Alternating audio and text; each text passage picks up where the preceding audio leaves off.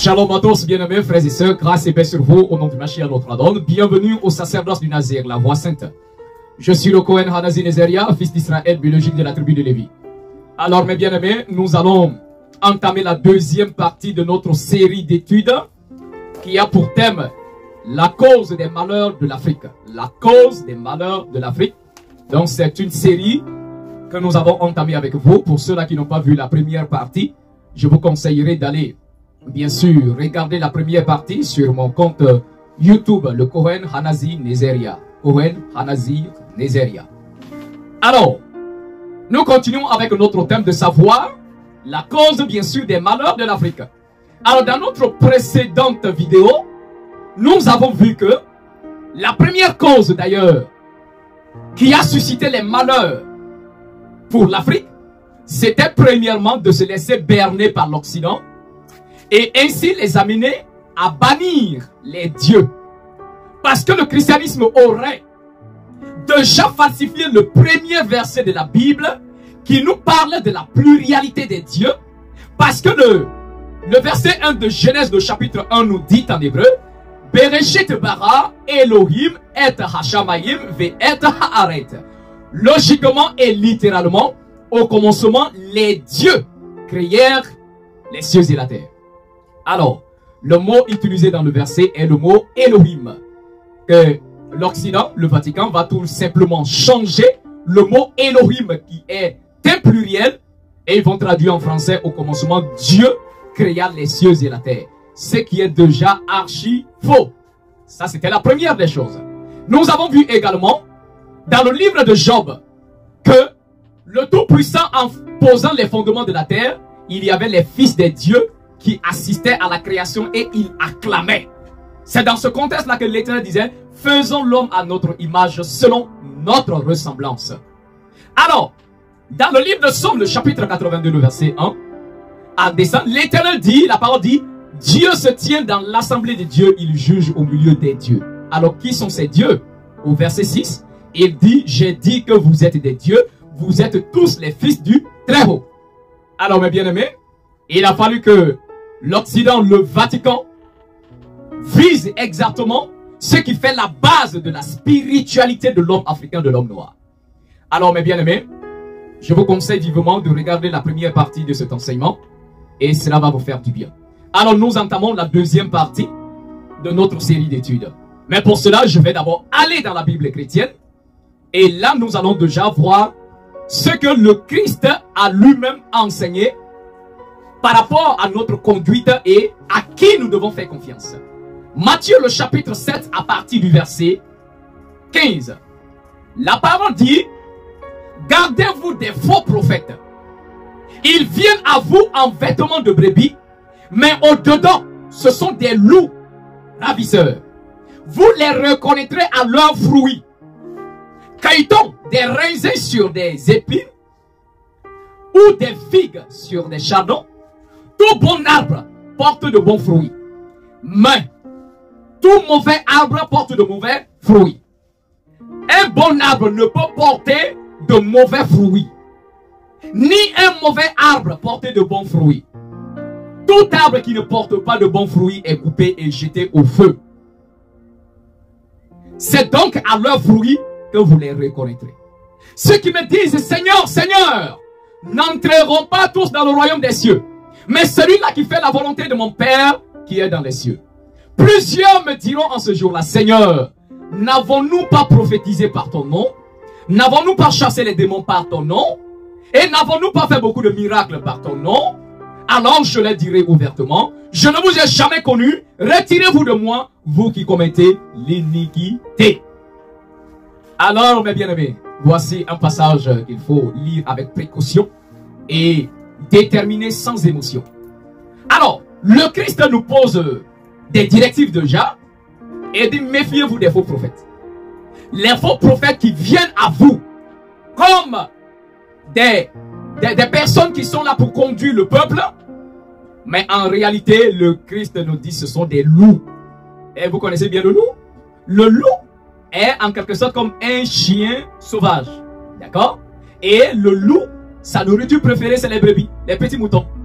Alors, étant nous les brebis du Seigneur, Les loups veulent faire du peuple saint leur proie, bien sûr. Alors le Christ dit, méfiez-vous des faux prophètes. Ce sont des loups. Ils se déguisent et viennent vers vous comme des conducteurs. Mais en réalité, ce sont des personnes qui vont vous ravir le cœur. Ils vont vous ravir l'âme. D'accord? Maintenant, comment reconnaître ces faux prophètes-là? Le Christ nous dit, vous les reconnaîtrez à leurs fruits. Leurs fruits, c'est-à-dire, vous les reconnaîtrez par leurs actions, par leur façon de se comporter. Et le Christ dit, attendez, mais est-ce qu'on peut cueillir des raisins sur des épines? Impossible. Peut-on cueillir des figues sur des chardons? Impossible. Le Christ dit, tout bon arbre portera de bons fruits. Mais le mauvais apporte toujours le mauvais fruit. Alors le Christ dit, un bon arbre ne peut pas porter de mauvais fruits. Et le mauvais arbre ne peut porter également de bons fruits. Alors, qu'est-ce que nous voulons signifier par là? Nous cherchons toujours les causes des malheurs de l'Afrique. Comme je l'ai déjà dit, qui sont ceux-là qui sont venus vers le peuple africain, les brebis du Seigneur? Ils sont venus vers nous, vers nos ancêtres, comme, bien sûr, des guides du peuple, comme des personnes qui viennent nous apporter le message de Dieu. Mais la parole dit, ce sont des loups ravisseurs. Et l'histoire l'a prouvé. Eux-mêmes, leurs œuvres, leurs actions, également, ont prouvé ça. Alors, je disais dans la précédente vidéo, qui a béni l'esclavage? Quand nos ancêtres ont été non seulement colonisés, après esclavagisés, qui était derrière? Ce que vous appelez aujourd'hui le christianisme. Au départ, par le Vatican, c'est-à-dire le catholicisme. N'est-ce pas?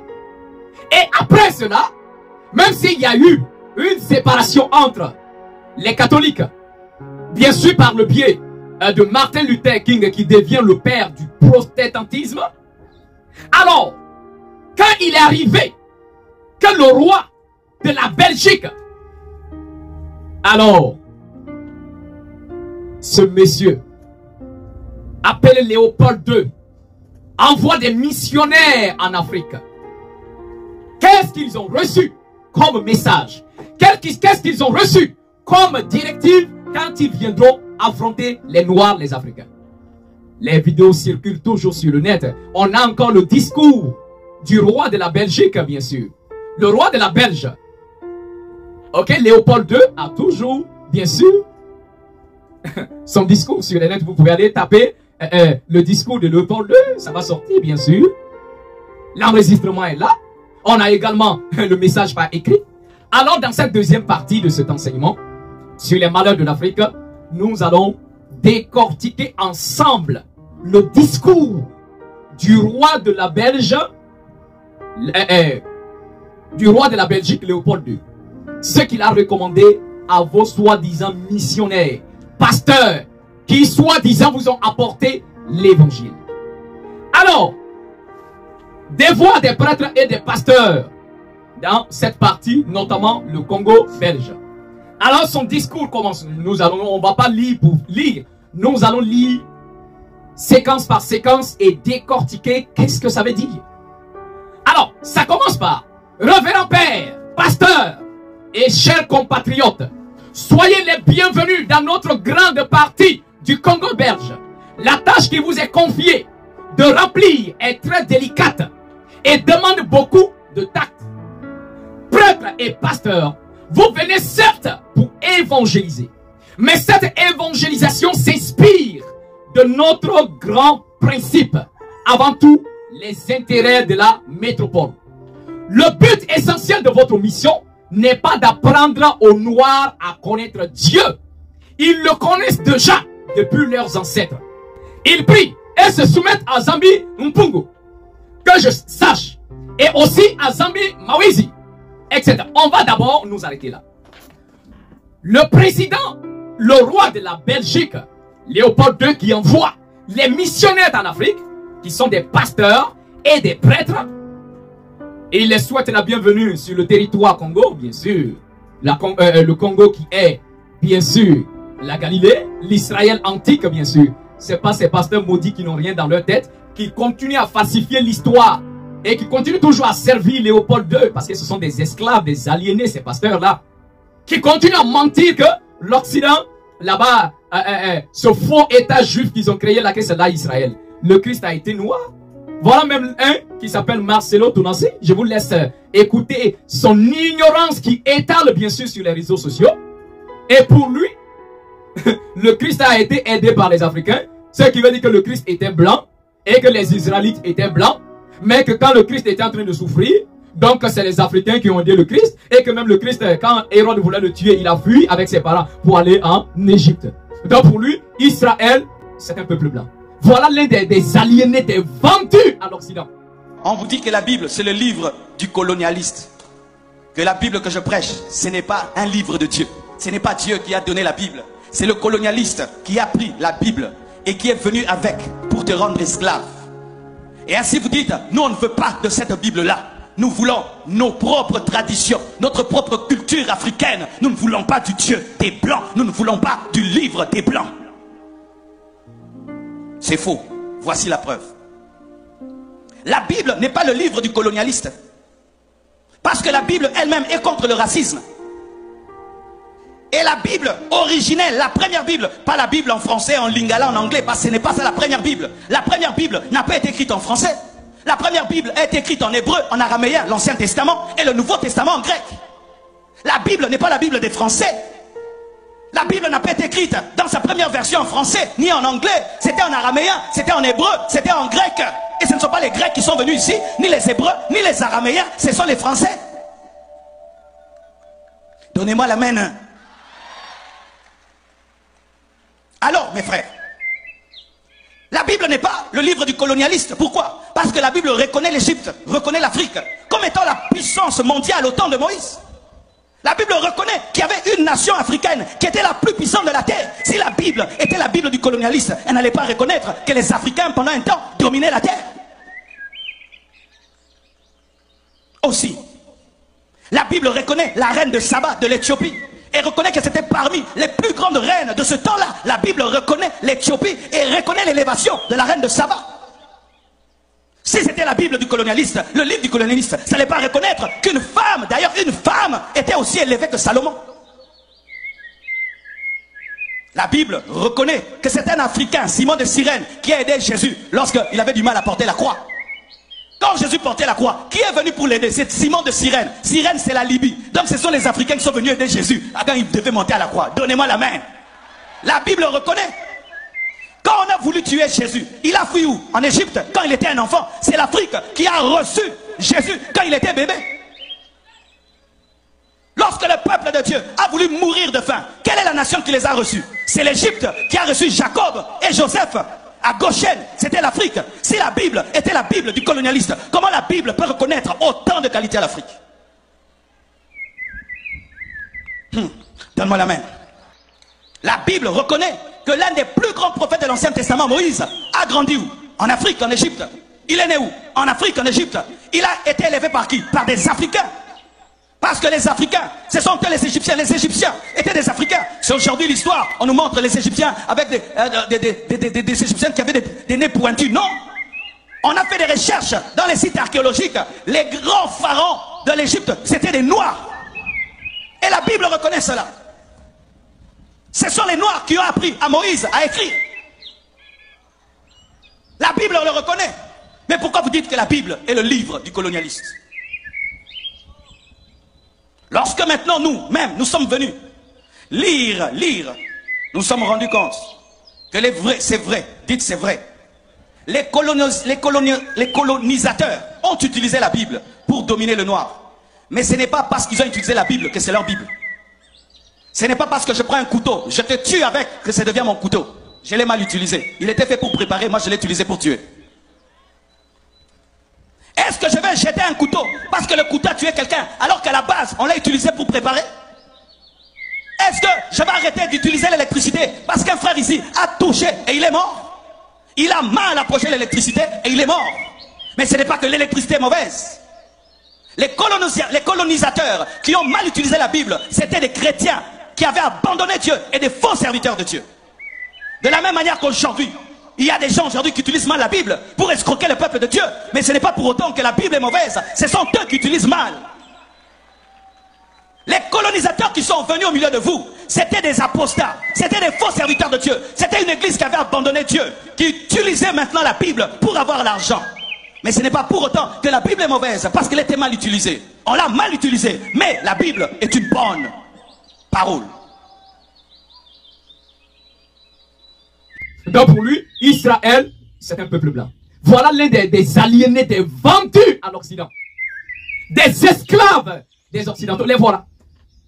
Alors, mes bien-aimés, ici, Léopold II dit aux pasteurs et aux prêtres, et dit bien sûr que vous venez évangéliser les Noirs, mais l'évangélisation que vous allez faire s'inspire de notre grand principe, avant tout, les intérêts de l'Occident. Avant tout, les intérêts de l'Occident. Et il précise que le but essentiel de votre mission, vous pasteurs et prêtres, ce n'est pas d'apprendre aux Noirs à connaître Dieu. Et il dit, mais attendez, votre but n'est pas de les apprendre à connaître Dieu. C'est dans ce contexte que le Christ nous disait, vous les reconnaîtrez à leurs fruits. Un mauvais arbre ne peut porter de bons fruits. Est-ce qu'on se comprend? Alors, le Christ dit, tous ceux qui me disent Seigneur, Seigneur, n'entreront pas tous dans le royaume des cieux. Il dit, en ce jour-là, beaucoup me diront, on n'a pas fait ceci en ton nom, on n'a pas prophétisé en ton nom, on n'a pas guéri. Il dit, mais moi, je leur dirai, je ne vous connais pas, éloignez-vous de moi, vous qui commettez l'iniquité. Les voilà. Les voilà. Ces pasteurs et prêtres et prophètes, quels que soient les noms qu'ils se donnent, ils ne servent pas Dieu, mais ils se servent de Dieu. Ils ne servent pas le Christ, mais ils se servent du Christ. Voici la réalité. Et dès que vous apprenez, vous ne venez pas apprendre aux Noirs à connaître Dieu, ils connaissent Dieu déjà depuis les ancêtres. Et dit, ils le connaissent déjà depuis les ancêtres. Mais c'est toi, Africain, toi qui m'écoutes, tu es vraiment un égaré, vraiment un aliéné, un esclave mental et spirituel qui ne sait pas que ses ancêtres connaissaient déjà Dieu et que nos ancêtres étaient déjà dans la volonté parfaite de l'Éternel avant que ce christianisme arrive ici. Mais écoutez-moi attentivement. C'est toi qui ne le sais pas.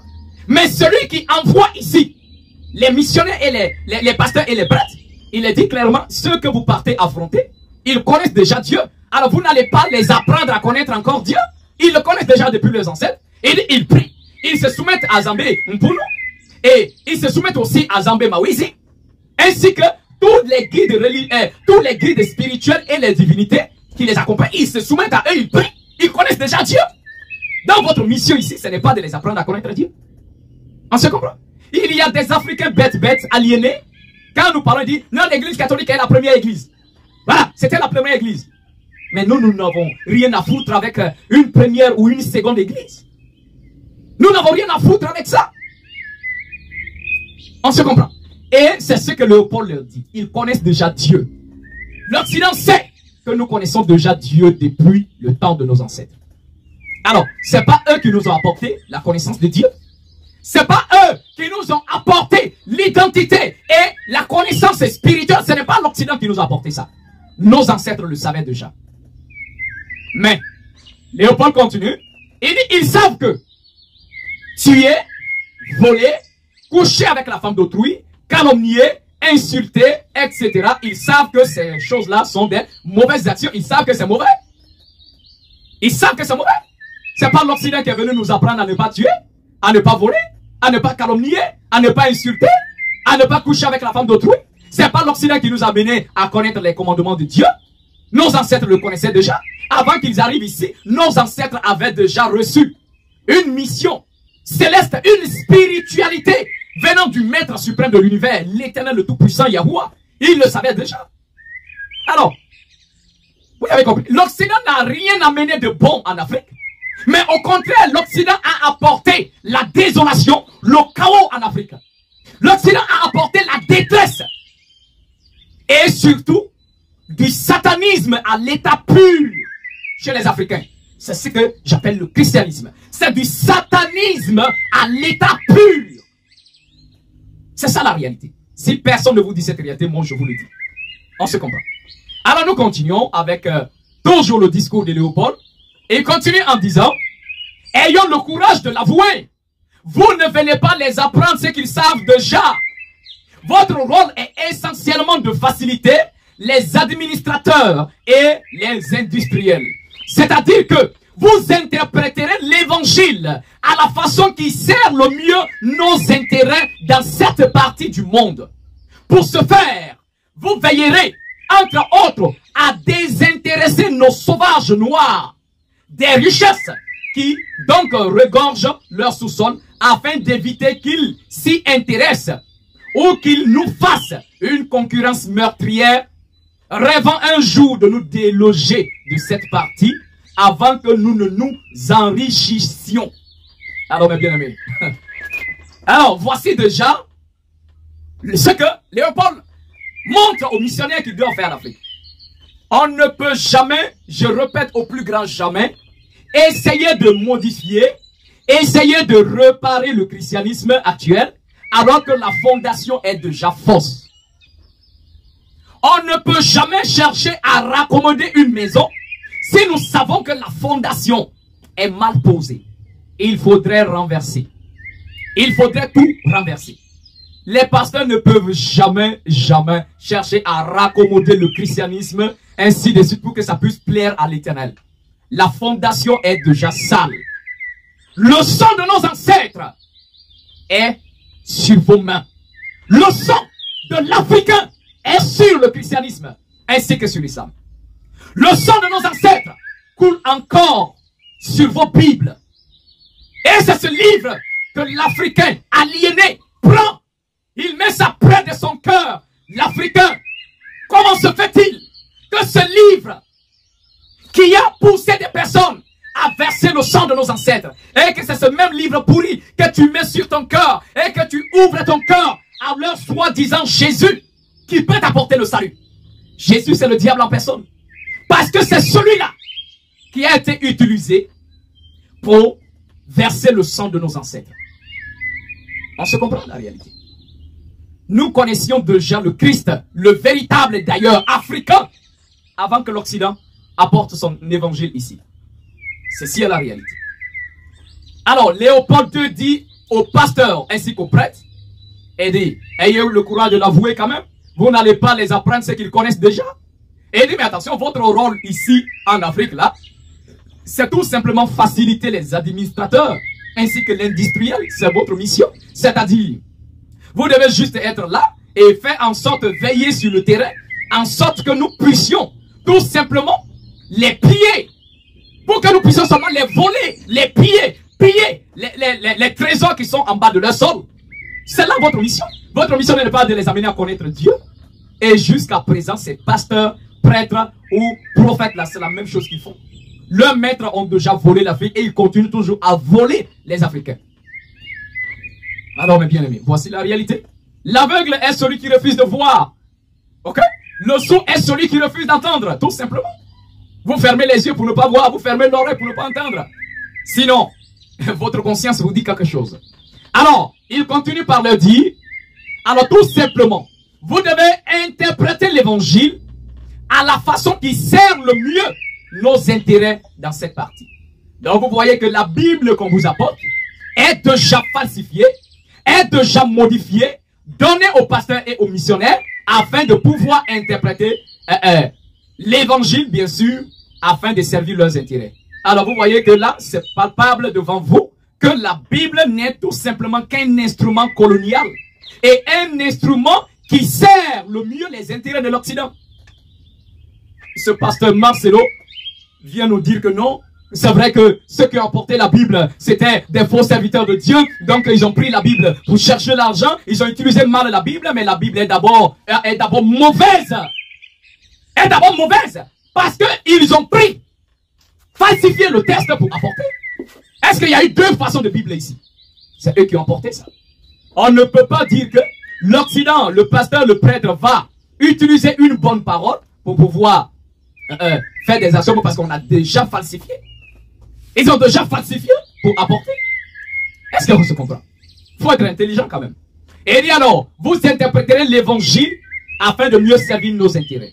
Et dit pour ce faire, vous devez veiller, entre autres, d'accord, à désintéresser nos sauvages noirs des richesses qui regorgent bien sûr leur sous-sol. Les amener à éviter ça. Donc quelqu'un nous dit que toi, tes ancêtres, tes pères, tes ancêtres sont des sauvages. que le peuple noir est un peuple sauvage. Et toi aujourd'hui, tu es toujours fier à tenir une Bible dans tes aisselles et à lever tes mains vers Jésus en tournant tes regards vers l'Occident. Que les dieux de l'Afrique te maudissent jusqu'à ce que tu te ressaisisses. C'est ça la réalité. Tu ne trouveras pas la paix sur ce continent africain. Toi, l'Africain aliéné qui a trahi tes ancêtres, inconscient africain que tu es. Il faut te réveiller. Le Christ dit, on reconnaîtra un arbre à ses fruits. Le mauvais arbre ne peut porter de bons fruits. Le christianisme, le catholicisme, le protestantisme qui sont arrivés en Afrique ici, la base était déjà mauvaise. L'arbre était déjà mauvais. On ne peut rien recevoir comme bon fruit sur ça.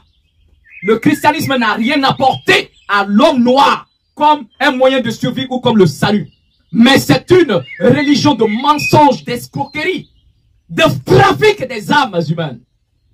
Et c'est dans ça que tu te plais, que tes ancêtres ne jettent pas un regard favorable sur toi, jusqu'à ce que tu te ressaisisses.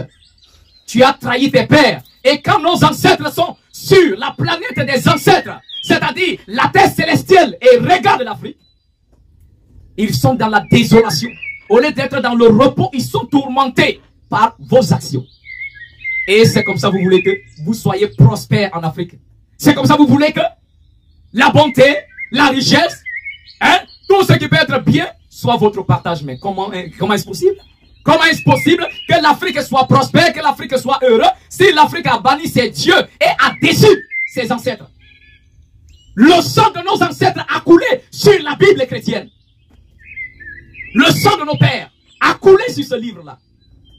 Et vous pensez que c'est de ce livre-là que vous aurez le salut? Et ces pasteurs africains, prêtres africains, aliénés qui continuent à prêcher la Bible dans les églises afin d'entretenir nos frères africains à l'adoration d'un faux système, un système colonial de mensonges apportés par nos ennemis. Que Dieu vous maudisse, pasteurs et prêtres. Que Dieu vous maudisse, que les dieux de nos ancêtres vous maudissent et maudissent toute votre famille jusqu'à ce que vous vous repentiez et que vous reveniez à vos ancêtres, des aliénés.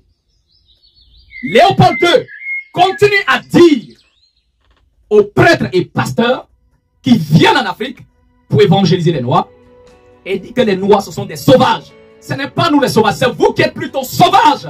Vous êtes des sauvages sans éducation spirituelle. Sans éducation spirituelle. C'est ça le gros problème. Alors mes bien-aimés, et vous devez veiller à ce que ces sauvages-là arrivent afin qu'ils ne s'intéressent pas à tout ce qui peut être dans leur sous-sol. Et aussi faire en sorte qu'ils ne puissent jamais se révolter afin de nous déloger de cette partie avant que nous enrichissions bien sûr. Alors, et continuez, hein? Votre connaissance de l'évangile vous permettra de trouver des tests qui recommandent et qui font aimer la pauvreté. C'est ça le problème. Et dites-vous, pasteur et prêtre, votre connaissance de l'évangile va vous amener à trouver des tests pour amener les Africains à aimer la pauvreté. Mais c'est normal. Si déjà ils vous ont amené à bannir vos dieux, les dieux qui doivent vous sauver. Mais c'est normal, vous tomberez dans la pauvreté. Vous tomberez dans la pauvreté. Vous pensez que la solution pour l'Afrique, c'est d'amener le développement occidental ici? C'est pas ça qui va sauver l'Afrique. C'est pas les écoles que vous allez bâtir, les hôpitaux qui vont sauver l'Afrique. Nos ancêtres avaient déjà des hôpitaux, d'accord? On avait déjà la médecine traditionnelle. Et on avait déjà des écoles qui permettaient d'éduquer nos enfants selon les règles et l'éducation spirituelle que nous avons reçue de l'Éternel. L'Occident n'a rien apporté. Pas d'éducation, parce que ce que vous nous enseignez comme éducation, ça c'est des bêtises. C'est quoi vous avez apporté? Au contraire, la domination. C'est qu'on va appeler l'argent. Nos ancêtres avaient l'argent. Voici, les couilles, c'était l'argent. C'était ce qui nous permettait de faire nos échanges, bien sûr. Mais ils sont venus bannir cela. Ils ont coupé des papiers parce que c'est eux seulement qui doivent conserver la machine. Couper des papiers, mettre des numéros dessus. Voilà, c'est l'argent. Et la sortie et les rentrées de ces papiers-là, c'est eux qui gèrent. Vous voyez que même financièrement, l'Afrique est toujours esclave. Toujours esclave. Selon l'éducation, l'Afrique est toujours esclave de l'Occident. Même selon la gérance de nos pays et de nos peuples, l'Afrique est toujours esclave. On va élire un président africain, mais il est dirigé et guidé par l'Occident. Donc, qu'est-ce qu'on vous a apporté de bon? Rien, absolument rien. Rien. Rien. Le Seigneur, en créant l'univers, nous a donné la terre pour cultiver. Adam était un cultivateur.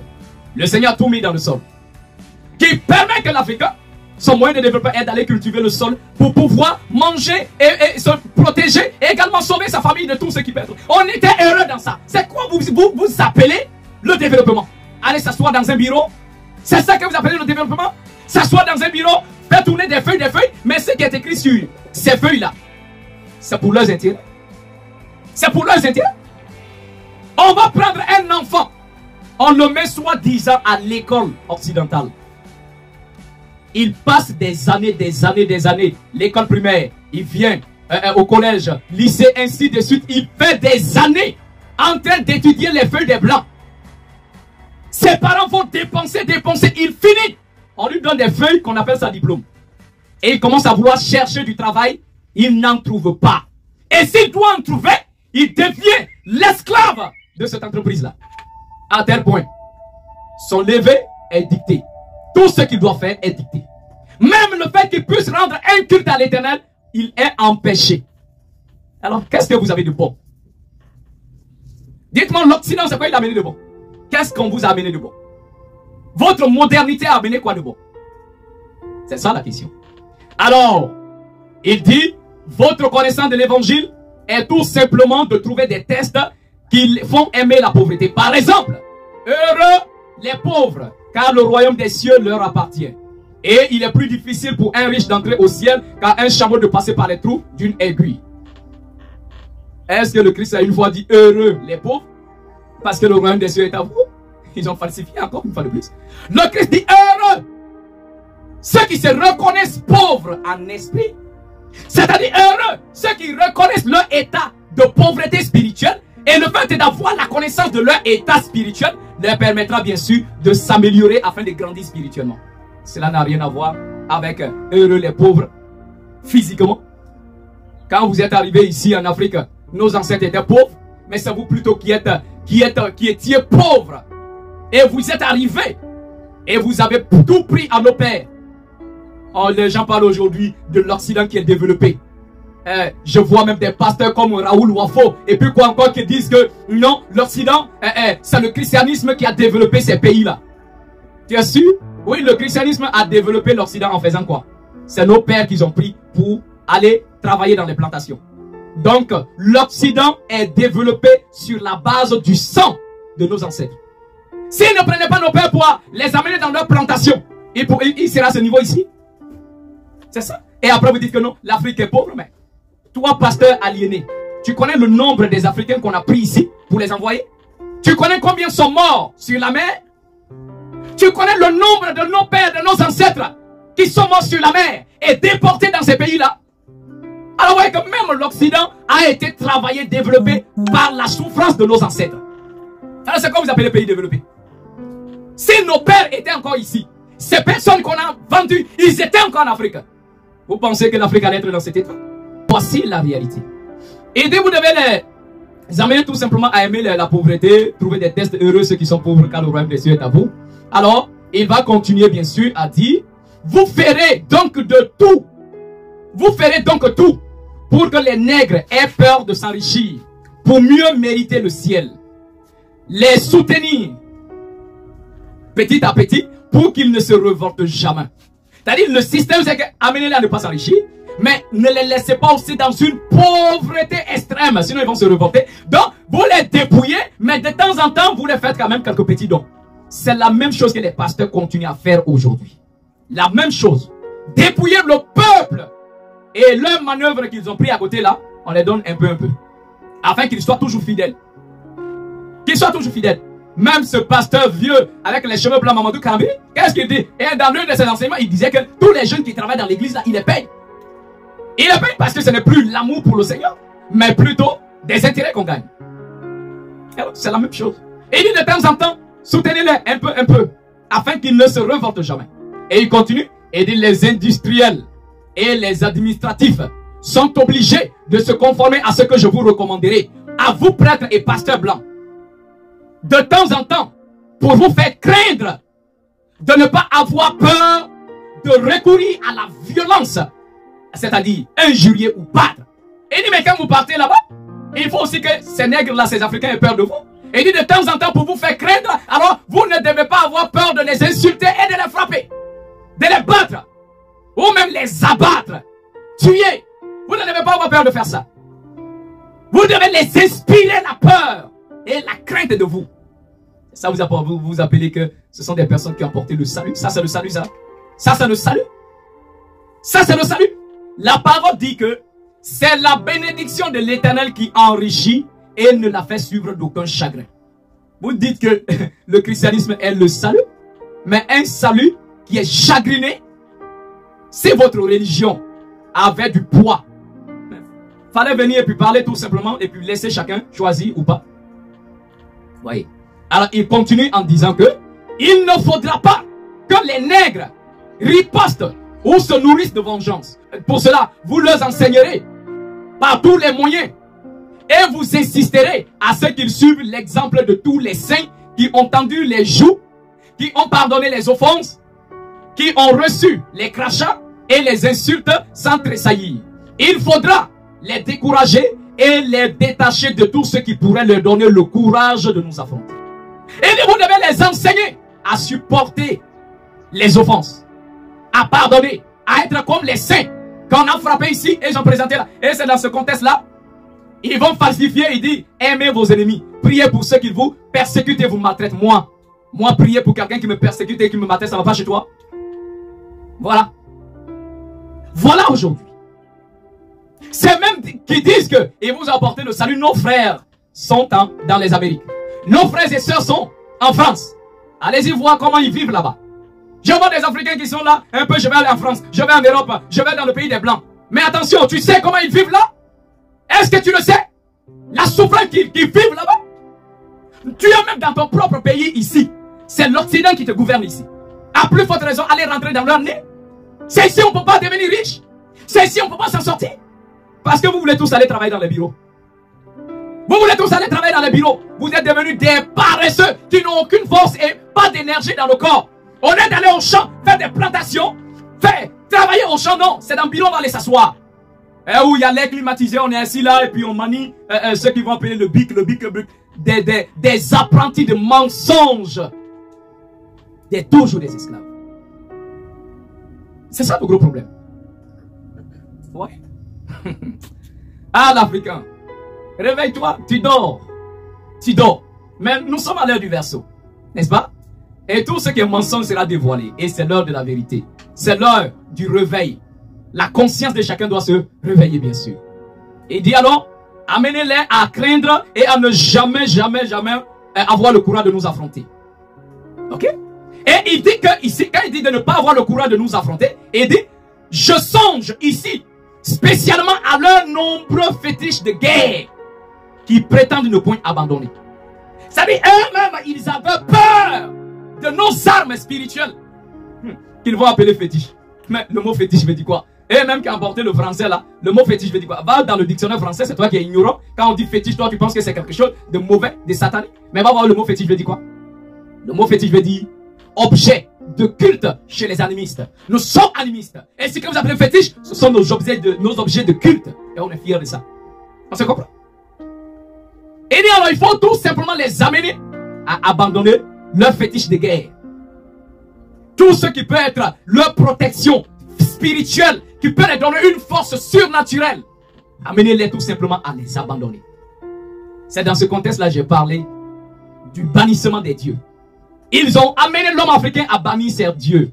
On a déjà vu ça plusieurs reprises. Quand on dit fétiche, ce n'est même pas quelque chose de mauvais. Ce qu'ils ont appelé fétiche, ce sont des hôtels.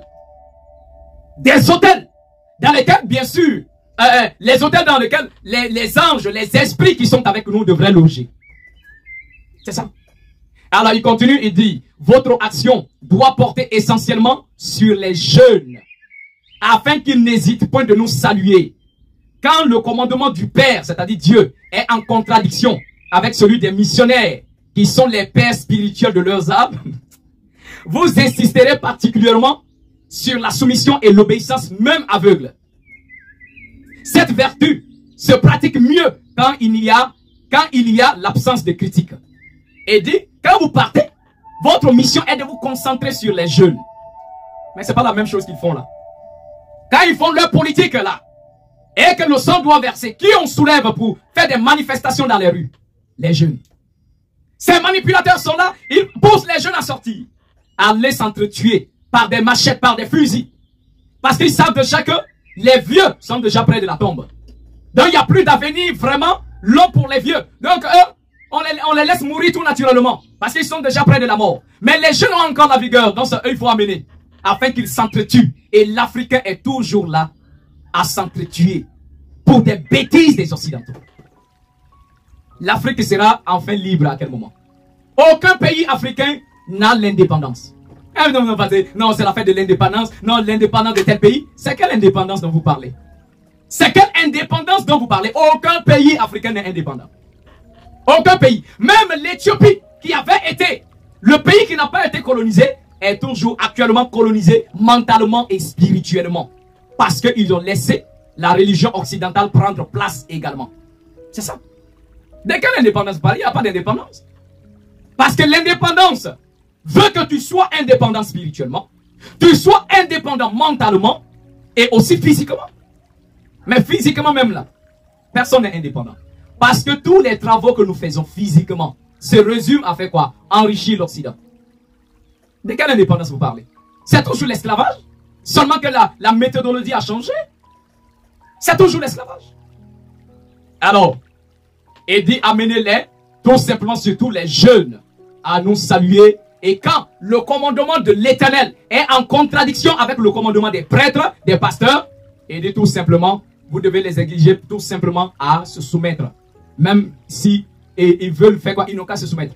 C'est la même chose que ces pasteurs, prêtres maudits là, ils font. Quand aujourd'hui, il y a un jeune homme dans une église qui commence à s'éveiller spirituellement, il commence à se poser des questions sur des sujets. On dit non, c'est un mystère. Non, c'est quelque chose que tu ne peux pas comprendre. C'est un mystère. Quel mystère? C'est quel mystère? Avec votre cerveau pourri, c'est quoi vous pouvez connaître mieux que nous qui sommes éveillés? Vous parlez d'un mystère. Vous connaissez les mystères? Vous connaissez les mystères du royaume? Vous ne connaissez rien, vous êtes des vauriens, puis ça vous qui dit que non, ce sont des mystères. Vous pouvez connaître quoi de l'Éternel? Vous ne connaissez rien du tout puissant créateur. C'est vous qui voulez parler de mystère. Non, c'est un mystère. C'est pas un mystère. Ce sont vos folies. C'est pas un mystère, ce sont vos folies. Vous êtes dérangés mentalement et spirituellement. Et quand un jeune homme, une jeune femme commence à vouloir s'éveiller spirituellement, la personne commence à s'éveiller, son âme commence à s'ouvrir dans le monde spirituel, il commence à se poser des questions. Mais attends, on nous a dit que c'est ça, on nous a dit que c'est ça. Mais ma tête, ma conscience, mon âme me dit que ce n'est pas le cas. Et quand il pose des questions, et il y a même des aliénés maudits, quand on essaie de leur montrer le chemin, la voie, ils voient de ses propres yeux, et lui-même il se sent confus. Je vais aller demander à mon pasteur, je vais aller demander à mon prêtre. C'est que toi tu es trop bête. Tu ne dis même pas que je vais aller prier pour demander à Dieu la voie. Mais je vais aller demander à mon pasteur, c'est ton pasteur qui est Dieu. C'est ton prêtre qui est Dieu. À tel point que c'est que tu n'arrives pas à comprendre, c'est lui qui doit te dire. Vous êtes des idolâtres, des aliénés. Des personnes qui sont mentalement vous êtes instables. Mentalement. Non, je vais aller demander à mon pasteur. Donc toi, tu n'as pas de cerveau pour réfléchir. Voilà pourquoi le Christ dit, si un aveugle suit un autre aveugle, mais tous les deux tombent dans un trou. Tous les deux tombent dans un trou. Donc toi, tu n'es pas allé à l'école pour comprendre. Ce qui est écrit là, c'est le français. Donc, tu n'as pas aussi le Saint-Esprit. Comme on le dit. Le Seigneur nous a donné le mental. La capacité de raisonnement. Et également, tant on se dit qu'on veut se soumettre au Créateur, il y a également les anges, l'Esprit qui nous influencent à ceux qui nous montrent la voie vers le Créateur. Chacun peut comprendre des choses qui sont écrites. Tout le monde. C'est déjà écrit. On se comprend. Voici la réalité des choses. Maintenant, s'il y a des points essentiels qu'on ne comprend pas, on va se mettre à genoux devant le Père. Seigneur, je ne comprends pas ici. Montre-moi la voie. Le Seigneur va te parler. Mais je vais aller demander à mon pasteur. Même si vous voyez ce que le pasteur, le prêtre dit, va à l'encontre de la parole de l'Éternel. Comme c'est le pasteur qui a dit, il a dit, oh, c'est le pasteur. C'est mon père spirituel. Donc il a dit, faut dire c'est mon père de l'enfer. C'est ton père de l'enfer. Ok, maintenant, il continue pour nous dire que il faut les amener tout simplement à ne pas voir un système pour vous critiquer. C'est-à-dire pour critiquer vos œuvres. Maintenant, il dit encore, apprenez aux élèves à croire et non à raisonner. Apprenez les élèves à croire et non à raisonner. C'est ce que Léopold dit aux prêtres, aux pasteurs qui viennent soi-disant instruire nos élèves, nos enfants. Il dit apprenez à croire et non à raisonner. Mais le but d'une école, c'est quoi? L'école, c'est la raison. L'école est faite pour raisonner et non pas pour croire. On se comprend? L'école n'est pas faite pour croire, c'est pour raisonner. On raisonne. Ça, c'est l'école. D'accord? Dans la spiritualité, on croit, mais aussi on amène la raison qui s'ajoute pour voir si ce qui est dit est correct.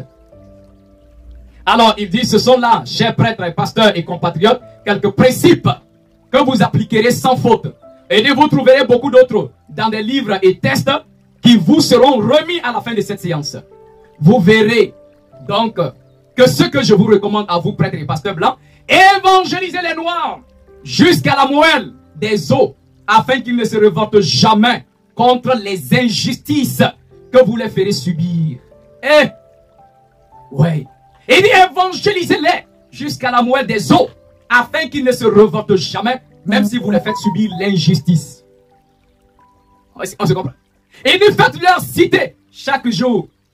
Heureux ceux qui pleurent, car le royaume des cieux leur appartient. Et depuis ce jour, l'Africain pleure seulement. Et ils sont heureux dans leurs pleurs. Et de convertissez les noirs au moyen des chicottes. Gardez leurs femmes à la mission pendant 9 mois afin qu'elles travaillent pour vous. Courtisez-les s'il le faut et exigez ensuite à ces convertis qu'ils offrent en signe de reconnaissance des bonnes viandes, les poulets, les coqs, les œufs, chaque fois que vous visiterez leur village. Vous voyez? Et de convertissez-les au moyen des chicottes. Chicotez-les afin qu'ils se convertissent. C'est quelle vérité on va faire subir à quelqu'un par les chicottes? Il dit chicotez-les afin qu'ils se convertissent. Il dit gardez même leurs femmes dans les églises, c'est-à-dire dans les missions, pendant 9 mois, afin qu'elles travaillent comme des servantes pour vous. Et si ça vous chante, courtisez-les. On se comprend? C'est-à-dire, si vous voulez, prenez leurs femmes, couchez avec elles. Il n'y a pas de souci. C'est ce que Léopold dit. Oui. Et il dit même à chaque fois que vous partez dans leur village, alors il faut qu'ils vous offrent en signe de reconnaissance de la viande, du poulet, des œufs, à chaque fois que vous partez dans leur village.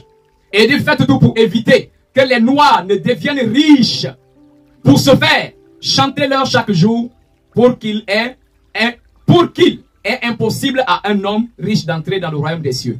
Faites-leur payer une taxe chaque semaine à la messe de dimanche. Détournez cet argent prétendu destiné aux pauvres pour avoir des magasins importants. Là où vous êtes, paroisse, procure. Et transformez vos missions ainsi en de gros centres commerciaux florissants et aidez légèrement les pauvres pour encourager d'autres blancs à investir régulièrement. Donc voici encore. Et dès quand vous partez, vous devez les faire payer des taxes. Par semaine, les dimanches, qu'ils payent des taxes. Et vous allez leur dire que non, l'argent là c'est pour aider les pauvres avec ça. Mais il dit prenez ça pour faire vos business, vos magasins. Mais enlevez juste un peu dedans pour aider les pauvres afin que d'autres personnes puissent investir. C'est pas la même chose que ces pasteurs maudits la font. Les prêtres, c'est pas la même chose. Ils prennent, dépouillent le peuple pour dire que non, c'est pour aider les veuves, les orphelins, tout. Ils prennent pour faire leur business. Après, on prend un peu dedans pour envoyer quelques petits sacs de riz à des orphelinats. Et ainsi, les gens sont contents. Ah, non, l'église a fait de bonnes actions. Le pasteur a fait des dons. C'est vraiment dommage. Et il continue. Et il dit, demandez aux noirs de mourir de faim. Et vous autres, vous mangerez 5 fois par jour. En plus, que vos ventres soient toujours pleins de bonnes choses. Et que vos bouches exhalent partout les odeurs des oignons. Et dit, amenez-les à mourir de faim. Mais qu'ils payent quand même les offrandes, qu'ils donnent des trucs. Et que vous mangez, vous soyez bien rassasiés, même si eux vont mourir de faim, c'est pas grave. Et dit, maintenant, instituez pour eux un système de confession qui fera de vous des bons détecteurs pour dénoncer à tout noir, pour dénoncer tout noir a une prise de conscience pour la revendication de l'indépendance nationale. Et dit encore, vous allez établir un système de confession. C'est-à-dire, à chaque fois qu'un noir veut prendre conscience pour pouvoir se révolter, quand vous allez établir ce système de confession et qu'ils viendront se confesser, alors s'il y avait un qui voulait se révolter, il va confesser. Et en ce moment, vous allez détecter la personne qui est en train de prendre conscience, afin de le noyer davantage. Et cinquièmement, il dit, enseignez une doctrine que vous ne mettrez pas en pratique. Et peut-être, s'ils demandent pourquoi vous comportez-vous contrairement à ce que vous prêchez, répondez-leur, vous les Noirs, suivez ce que nous disons et non ce que nous faisons. S'ils répliquent en disant qu'une foi sans œuvre est une foi morte, fâchez-vous et fâchez-vous en appliquant le fouet et répondez-leur, heureux ceux qui croient sans protester. Alors, il dit, quand vous allez établir des doctrines que vous n'allez pas mettre en pratique, quand les Noirs là vous demanderont pourquoi vous ne mettez pas en pratique ce que vous enseignez, et bien en ce moment, dites-leur, faites ce que nous disons, mais ne faites pas ce que nous faisons. Et s'ils continuent à insister, fâchez-vous et frappez-les en disant heureux ceux qui croient sans poser des questions, sans protester. Maintenant, la partie 6 dit, dites-leur que leurs statuettes que vous gardez chez vous sont l'œuvre de Satan. Confisquez-les et allez remplir vos musées au Vatican ainsi que ceux de Ternerie. Faites oublier aux Noirs leurs ancêtres afin qu'ils adorent les vôtres, qu'ils ne les écouteront jamais. Par exemple, les saintes, la Vierge Marie, Thérèse, Saint-Martin, etc. Alors, le point 6, il dit, dites aux Noirs que les statuettes que vous avez là sont l'œuvre de Satan. Mais c'est parce que ces mêmes pasteurs maudits et prêtres, ces chrétiens abominables, continuent à répéter la chose, que non, vos statuettes là, c'est satanique, c'est diabolique. C'est pas ce qu'ils disent. Mais qui a mis ça dans leur bouche? Léopold II. Il dit, allez, dites aux Noirs que les statuettes qu'ils ont, c'est l'œuvre de Satan. Et même il va dire, confisquez-les pour aller remplir vos musées. Allez remplir le Vatican. Et ceux de Terre, allez remplir. C'est pas ce qu'ils ont fait. Ils n'ont pas pris nos fétiches ici, ce qu'ils appellent fétiches. Ils n'ont pas pris ça ici. Les statuettes, c'est pas ce qu'ils remplissent bien sûr. Leur musée, ils ont accompli la mission comme leur maître leur a demandé. Et maintenant plus grave encore, et dit faites oublier aux Noirs leurs ancêtres, afin qu'ils adorent les vôtres qui ne leur répondront jamais. Et regardez ici, Léopold II sait et dit amenez les Noirs à abandonner leurs ancêtres afin de pouvoir prier vous, vos ancêtres blancs. Mais il précise que vos ancêtres blancs ne pourront jamais les écouter, ne pourront jamais les exaucer. Pourquoi? C'est le principe spirituel. Aucun autre ancêtre ne peut répondre à tes prières. Va prier Vierge Marie, Sainte Thérèse, Saint quoi, ça n'aboutira absolument à rien. À moins que Satan continue à vous séduire par des soi-disant miracles mensongers. C'est ça la réalité. Alors, il continue et dit faites-leur prier en se mettant à genoux comme punition. Et obligez-leur à réciter le chapelet 10 fois ou plus. Alors, il continue la partie 8. Et dit, vous ne présentez jamais une chaise à un noir quand il vient vous voir. Ne l'invitez jamais. Donnez-lui au plus une cigarette. Ne l'invitez jamais à manger avec vous. S'il égorge pour vous une poule ou un coq chaque fois que vous arrivez chez lui, bref, lorsque vous aurez accompli tout cela, notre pays, la Belgique, sera très riche. Et c'est plus tard, seulement lorsque les Noirs auront compris que nous essayons de les aider pour l'amour de Dieu, car on ne réveille pas un chat qui dort. Alors, Léopold continue à dire, quand un Noir vient vous voir, ne lui donnez jamais une chaise. Il n'a qu'à s'asseoir par terre. Ne lui donnez rien. Plus ou moins, donnez-lui une cigarette. Mais en dehors de ça, rien d'autre. Et il dit, même si vous êtes arrivé chez eux, qu'ils ont préparé de la viande du poule, une poule ou des coqs ou quoi que ce soit, et on vous sert, ne les invitez jamais à manger. Malgré que c'est eux qui ont donné le poulet, vous ne devez jamais les donner à manger. Eux-mêmes ne doivent jamais avoir ça dans leur sauce. Qu'ils préparent tout et qu'ils vous les donnent. Et il dit, bref, Si vous aurez compris, accompli tout ça, alors notre pays, la Belgique, sera tellement riche. Et c'est seulement plus tard que les Noirs comprendront qu'on essayait de les aider. Et dit car, le mot de fin, car, on ne réveille pas un chat qui dort. Le mot de fin, on ne réveille pas un chat qui dort. Donc, le roi de la Belgique lui-même précise que l'Africain est un chat qui dort. Malgré qu'un chat soit en même temps doux, mais aussi un combattant agressif, mais tant que le chat dort, il est vulnérable. Donc lui-même dit, on ne réveille pas un chat qui dort. Donc ils sont en train de dormir, laissez-les dormir encore. Leur conscience dort, alors laissez-les dormir encore. Alors voici en réalité le discours de Léopold. Quand les missionnaires devraient entrer en action en Galilée qui est le Congo, en Israël qui est le Congo, la Galilée. Alors voilà la réalité. Et c'est ces mêmes pasteurs et missionnaires qui vont gagner des fils diaboliques, des Africains aliénés qui vont se convertir, et qui vont même, à cause du matériel qu'on les donnait, à cause de l'oppression sur leurs frères africains, et quelques profits qu'ils en retiraient, ont décidé de faire des formations, et à leur tour de devenir des prêtres, à leur tour de devenir des pasteurs. Alors, mes bien-aimés, voici la réalité. Nous sommes à la fin, n'est-ce pas? Nous sommes à la fin. Oh, l'Antichrist se manifeste. Et regardez, c'est toujours à l'homme noir on donne le mauvais travail à faire. Je ne dis pas que c'est une prophétie parce que je n'ai pas encore une confirmation claire de la part du Seigneur.